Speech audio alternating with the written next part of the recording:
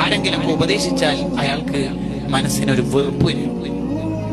ആരുപദേശിച്ചാല് മുദരിസ് ഉസ്താദല്ല, സീനിയറായ മുത്തല്ലിമല്ല, ജൂനിയറോ സമകാലികരോ ആരെങ്കിലും ഉപദേശിച്ചു, അപ്പൊ നമുക്കൊരു ഒരു അസ്വസ്ഥത, നീ ആരോ പറയാന്നുള്ള ഒരു ചിന്ത അതുണ്ടെങ്കിൽ അത് കിബറിന്റെ അടയാളമാണ്.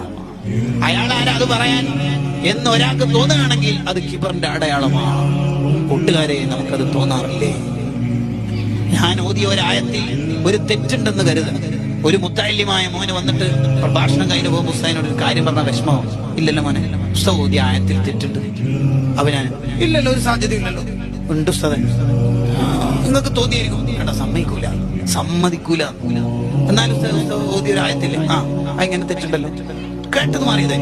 കേട്ടോ, മായ എങ്ങനെ നമ്മൾ അനുസരിക്കുന്നില്ല. ശരിക്കും ഗസാലിമാൻ പറഞ്ഞിട്ട് രണ്ട് കാര്യമാണ് ആ തിരുത്തി തന്നാളോട് നമ്മൾ പറയേണ്ടത്. ഒന്ന്, ജസാക്കല്ലാഹു ഖൈർ, മോനിക്ക് അല്ലാഹു വലിയ പ്രതിഫലം തരട്ടെ. രണ്ട്, ഞാൻ ശ്രദ്ധിച്ചിട്ടില്ല മോനെ പറഞ്ഞോണ്ട് ഇനിയുള്ള സംസാരത്തിലൊക്കെ ശ്രദ്ധിക്കാലോ. ശരിക്കും അങ്ങനെയാ പറയേണ്ടത്.